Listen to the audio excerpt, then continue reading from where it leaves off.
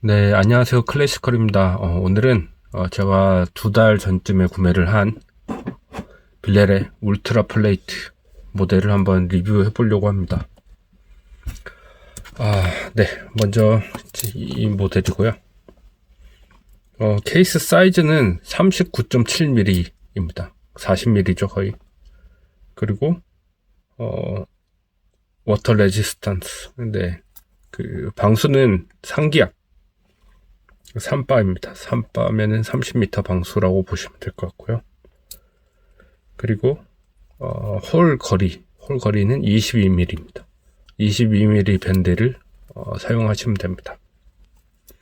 그리고 두께는 7.45mm인데요. 실제로 재보니 실제로 한번 재보겠습니다.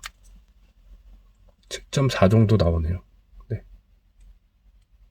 7.34 정도 나옵니다. 네, 그리고 95시간의 파워 리저브를 가지고 있고요. 지금 보시면 리저브 인디케이터가 있습니다. 그리고 칼리버 11A4B입니다. 거꾸로 되어 있네요.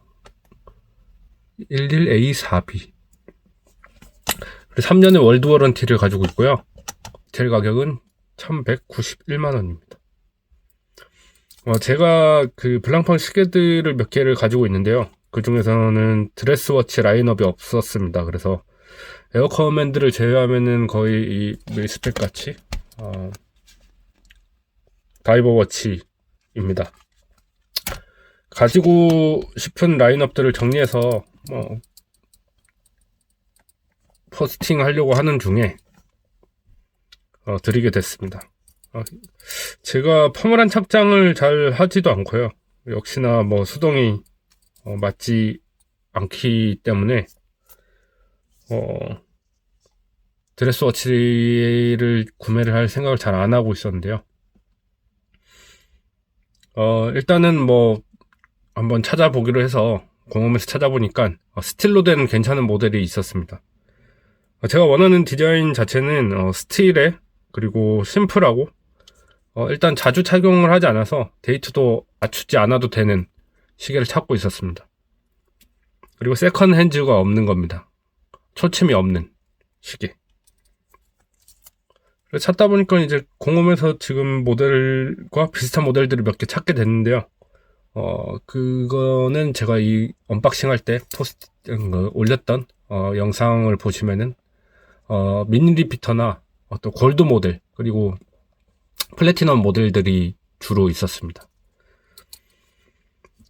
일단은 뭐 체험 목적으로 구매를 하는 거기 때문에 저는 뭐 크게 비싼 거, 뭐 골드 모델은 상당히 비싸니까 제가 구매를 할 수가 없죠. 그래서 스틸 모델로 한번 접근을 하게 됐습니다. 하이엔드 이 드레스 워치들은 거의 다 골드 모델로 제작이 되기 때문에 스틸로 이렇게 좋은 시계를 한번 체험해 볼 기회가 많지는 않습니다. 지금 이 울트라 플레이트 모델은 블루 모델도 있습니다. 블루 모델이 부티크 한정판으로 나왔었는데요. 블루 모델은 플래티넘 모델이라서 가격도 3,400만원대입니다. 그래서 뭐 다행히 정말 다행히 흰색 모델을 구매를 했습니다. 일단 개인적으로 2달 정도 느껴본 것에 평가를 내자고 하면은 이 극도의 심플함. 네. 어떻게 보면 에나멜 다이얼 같은 느낌도 있는데요. 에나멜은 아닙니다. 흰색의 다이얼과 그리고 이 로만 인덱스 그리고 스위스 메이드 뭐 로고 정도 있고 이 핸즈도 2개밖에 없습니다. 심플함에서 이제 드러내지 않은 섬세함이 묻어 있습니다. 깔끔한 다이얼을 해치지 않기 위해서 이 파워 리저브가 있는데요. 파워 리저브 인디케이터도 이 뒤에 배치를 했습니다. 이런 점도 이 블랑팡에서 이 모델을 심플하게 내기 위한 의도가 있지 않을까라고 저는 생각을 하고 있습니다. 보시면 깨알같이 또 블루 핸즈입니다. 파워 리저브 인디케이터가 한번 돌려보겠습니다. 어떻게 올라가는지. 네, 조금씩 채워지고 있죠.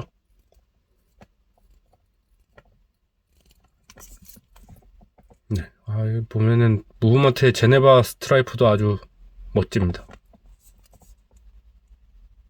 네, 밸런스 돌아가는 모습도 볼 수 있고요. 네, 그리고 두 번째가 아까 두께를 쟀듯이 울트라 신입니다. 이름에서도 알 수 있듯이 이제 극강의 두께를 가지고 있고요. 보시면 예, 비교를 해보겠습니다. 1151이 들어간 블랑팡의 피프티 펜덤스와 비교를 해보면은 두께가 이렇게 차이가 있습니다. 당연히 다이버 워치니까 두껍겠죠. 네. 그리고 이게 아까 7.34 정도 됐었는데 제가 가지고 있는 쿼츠 푸컨의 슬림라인 쿼츠입니다. 이것도 상당히 얇죠. 쿼츠이기 때문에 뭐 메커니즘이 그렇게 어렵진 않고요. 당연히 쿼츠니까 5.1 5.1 정도의 두께를 보이고 있습니다. 상당히 얇죠. 어쨌든 그 정도의 두께를 가지고 있습니다. 이 두께 자체가 손목에 올렸을 때 상당히 제대로 실감을 할 수가 있는데요. 무브먼트 스펙에서도 볼 수 있는데 세컨드 핸즈가 원래 있는 무브먼트입니다. 두께를 위해서 그 세컨드 핸즈를 삭제한 것 같고요. 오히려 제가 찾던 스펙과 동일하니 세컨드 핸즈가 없는 게 저에게는 뭐 더할 나위 없이 좋은 것 같습니다. 그리고 이 무브먼트, 네, 무브먼트 아주 멋있죠. 30여 년 전에 에드먼드 캡트가 선보인 더블 배럴 자동 무브먼트 1150 전설적인 무브먼트죠. 네. 그 뒤에 이제 5년 뒤에 매뉴얼 와인딩 버전이 출시가 됐었는데요. 초기에 이제 블랑팡의 울트라신 드레스 워치들에서 그 무브먼트를 사용을 했었습니다. 자동 무브먼트를 이제 수동으로 개조한 것인데요. 지금 이 11A 4B가 최신 무브먼트인데요. 1150 매뉴얼 와이딩 버전 무브먼트를 진화시킨 겁니다. 네, 블랑팡에서는 이 얇은 두께를 구현하는 데 있어서 파워 리저브나 성능을 절대 희생시키지 않았다고 자부하고 있더라고요. 1150에서 115 하나로 바뀐 점은 일단 퀵 데이트 컬렉션이 있습니다. 데이트를 퀵하게 설정할 수 있는 기능이 115 하나에 추가가 됐고요. 그리고 나머지는 뭐 실리콘 헤어스프링 같은 것들이 추가가 됐습니다. 항자성과 내구성 그리고 등시성이 개선되었다고 합니다. 그리고 11AB의 그 115 하나랑 다른 점은 지금 115 하나의 무브먼트를 한번 보여드릴게요. 자동 빌레레 같은 경우에는 115 하나가 들어가 있어요. 그리고 이 피프티 팬덤스 40mm 모델에는 115 하나 모델이 들어가 있습니다. 보시면 브릿지 부분이랑 좀 많이 비슷한 걸 보실 수 있죠.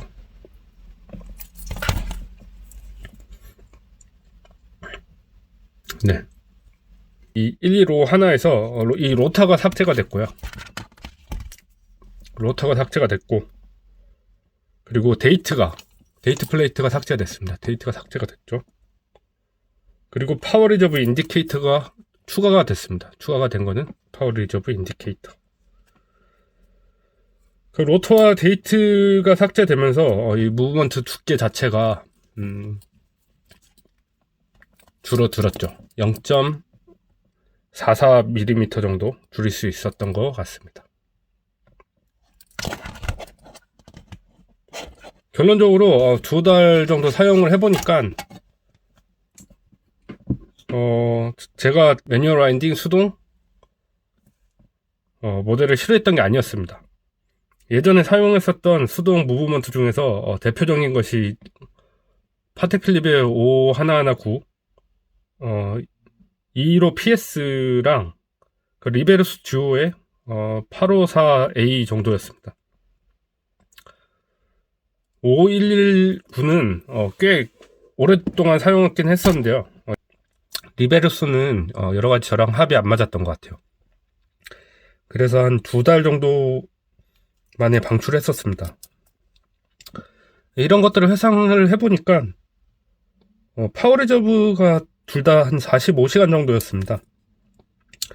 그래서 불편했던 것 같고요. 상대적으로 이 2배 이상 길어진 빌레의 파워 리저브가 만족감을 높이는 데 도움이 좀 많이 된 것 같습니다. 제가 평소에 뭐 직장에서 수트도 입질 않고 요즘엔 또 코로나 등으로 경조사 못 가게 되는 것도 있고요. 어쨌든 아직 제가 수트에 매치한 적이 없었는데요.